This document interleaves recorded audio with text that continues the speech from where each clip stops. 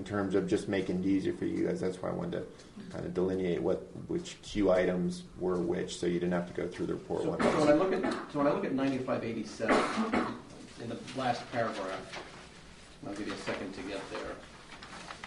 Because as I'm looking through it, it appears to me that it's suggesting that there are no textile fibers from the scene, the trunk, and the home that all connect to each other.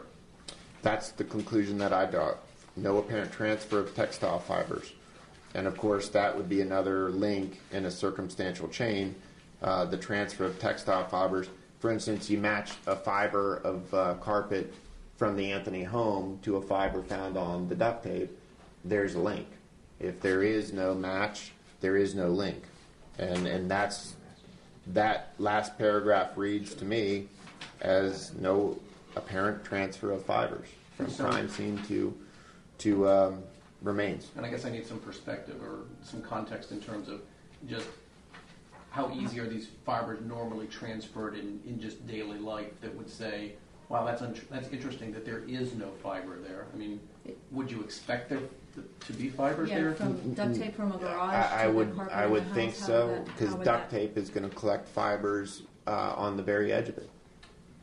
Dust, if it's laying on a piece of carpet, it's certainly going to collect fibers from that. Can I ask what you think is the strongest piece of evidence that you're revealing here? What do you think is the most compelling aspect that you're showing us today?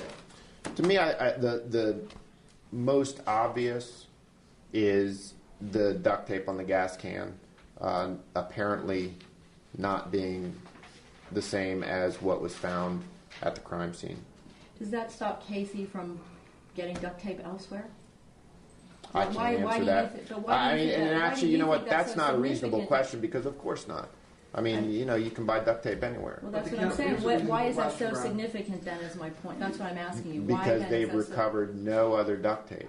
But the chemical composition of the tape and the adhesive is consistent with originating from the same source roll or being manufactured in the same process, according to a prior analysis by the chemical analysis unit.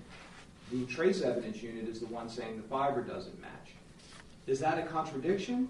Does one trump the other? I think one does trump the other. I think that the fabric portion that is directly compared from the gas can to that found at the crime scene, to me, as a defense lawyer, that is what I would be going on, and that is what I would be looking at. Thank you. And Brad, back to talking about the fiber transfer. This duct tape, from what we know, had no fingerprints, no DNA of even Kaylee's, which we know it was attached to, other than this FBI agent, this rogue piece of DNA. I mean, is it even saying anything that there was no fiber transfer when, in fact, it seemed like this tape had been so deteriorated, nothing would have stuck to it anyway, not even the victim's DNA? Mike, that's a good question, because that's the type of stuff that needs to come out at trial. And that's the type of information that will come out at trial. And you got to question, how is there no DNA on the tape? And, of course, one of the obvious thoughts would be, well, I mean, it could have degraded. But how degraded is it? Nobody has seen that duct tape. That'll come out at trial, and then you'll have experts on both sides telling us what they think about it, and then we've got to draw our own conclusions. Wouldn't you expect to see some more? I mean, we're early in this document process. They're behind in giving us stuff, and I'm sure tests are still going on. Wouldn't you expect to see that and more discovery coming down the road before trial? I mean, it's going to be another document that's going to come out. And why? So because this is so early in the whole process, why are you seizing on these things that are sort of incomplete and tests from January of this year that there have been tests probably done long after that? Why is this so important to do this today? Because we're getting an incomplete picture. This has been flowing all along, and discovery has bin out there all along, and it has been commented on and speculated on and picked apart by experts. I saw Leonard Padilla on Fox 35 this morning. Why he's commenting on anything at this point is beyond me. So now that we're at the point where there are serious questions, and those serious questions are contained within the discovery, I think is the opportune moment to start asking the real questions. Are there additional tests? Where's it going? I would imagine there certainly will be experts for the state and experts for the defense that are examining these pieces of evidence, and they'll come up with their conclusions. They'll be deposed, and if they're qualified, they'll testify at trial.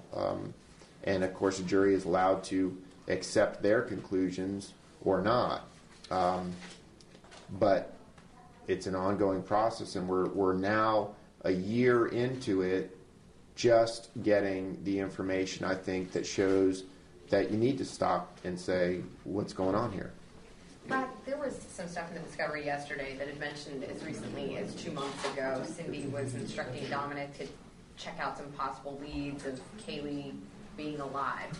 Is there do they believe there's any possibility that the wrong child has been memorialized and cremated and whatnot?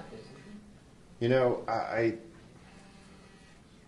without having seen the DNA comparison, there is that grandmother's hope that it's a mistake.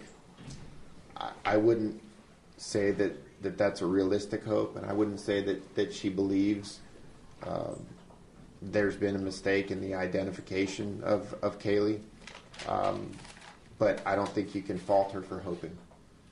And is there an active search going on right now by Dominic Casey or Zenaida Gonzalez in Puerto Rico?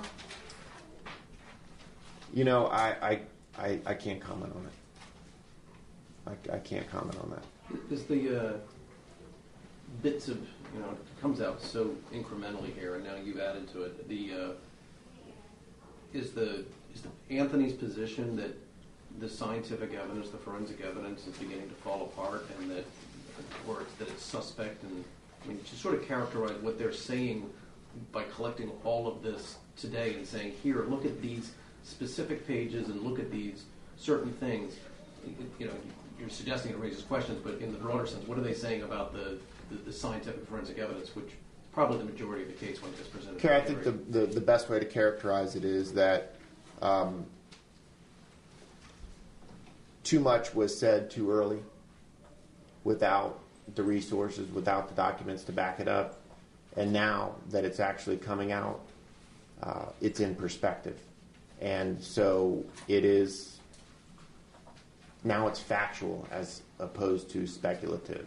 And it was easy in the beginning to say, well, the duct tape on the gas can and the duct tape in the at the crime scene, and they were similar, and people draw conclusions based on that. Now we have an FBI report that says that they're dissimilar, that they're not matched. And so now I think the view of the land is a little bit more accurate than it was, say, 6 months ago. How did the Anthonys accept some of the science that identified Kaylee and yet reject others? How do they pick and choose what they accept and what they reject? The only way I can answer that is it's an emotional issue. They are dealing with this at an emotional level. I don't think that'll ever change. They're human beings. They've lost their granddaughter, and their daughter is charged with the murder of their granddaughter. So how you look at something like this objectively, I don't know. And I don't think anybody can. How significant is that second fragment of DNA on the duct tape from the source that excludes Casey Cayley's or Cindy Lee and the FBI examiner? How significant is that number? It's very significant because they want to know who it belongs to. And who, for instance, is there somebody else involved? Is that the DNA of the person who killed Kaylee? Is that another FBI agent? Those are all questions that they want the answer to, and certainly they don't want any mistakes to be made, and none of us should. Is your understanding that question has not been answered yet, even though the documents haven't been released? That's my understanding.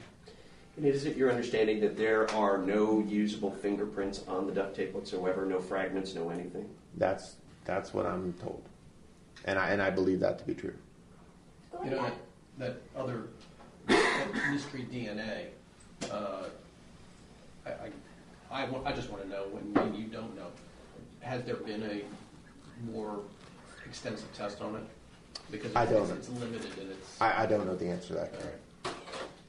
The duct tape, previous documents said that the duct tape on the skull and the duct tape on the gas can, and this is a direct quote from previous documents, originated from the same source roll of tape or from rolls of tape manufactured in the same manner. Are you saying that these documents contradict earlier, or can you explain that? Yes, absolutely. That is the contradiction. And again, the fabric portion of Q62 through 64 are dissimilar in fiber composition to the fiber composition of Q66, which is the gas can. So it clearly says that they don't match as was previously reported.